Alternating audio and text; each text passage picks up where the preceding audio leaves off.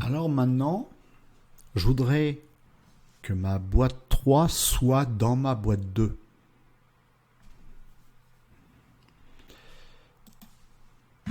On va en HTML.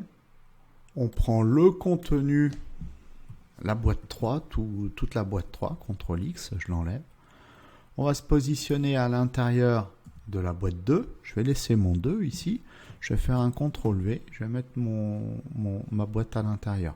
Je peux même faire comme ça, voilà, pour histoire d'avoir une meilleure indentation. CTRL S. Qu'est-ce qui se passe?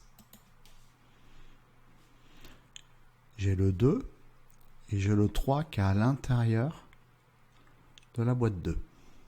OK? Si j'enlève la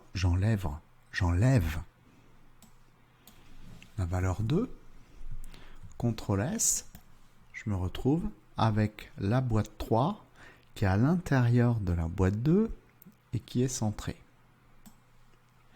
Pourquoi? On a donné des valeurs à notre CSS. Il faut juste comprendre, hein, après c'est facile. On a dit que pour les boîtes div, par défaut, elles font 200 px. Sauf la boîte verte qui fait 100. On a dit que pour les boîtes div, par défaut, à l'intérieur, c'était TextLine Center. Comme ici, on est en display block pour l'intérieur des boîtes div, l'influence est bonne. Donc du coup, ça fait 100 pixels. C'est de type inline block. Ça accepte d'être TextLine Center. Donc du coup, ça se retrouve centré à l'intérieur de la boîte div. OK. Bah, vous savez quoi? J'aurais que la même boîte, la boîte 3, elle soit aussi dans la boîte 1. OK, donc on va faire ça. On va récupérer ça. On va le copier. On va aller dans la boîte rouge. On va enlever le 1. Et on va faire ça. CTRL S. OK. Alors au demeurant, ça a l'air pas mal. Par contre, là, ce que j'ai fait, c'est une erreur. Pourquoi? Parce qu'un ID, sa valeur, sur une page, doit être unique. Alors en HTML, comme ça pose pas de gros problèmes, hein. Pas de souci. Hein. Si demain on programme, on fait du PHP, on fait du JavaScript, là on court à la cata. Règle. Un identifiant en HTML, sa valeur doit être unique. Alors du coup, comment je vais faire pour avoir une boîte div qui a la valeur 3 qui soit en vert dans chacune de mes deux autres boîtes? Alors une solution serait de dire, je vais créer, si on a dit que l'ID c'est différent, je vais créer vert, hop là, pardon, CTRL Z, je vais créer vert 2 par exemple. Donc là, vert 2, il n'y a plus rien. Et du coup, je vais dire, je vais recréer un sélecteur vert 2. Hop là, pardon, il s'écrit comme ça, vert 2.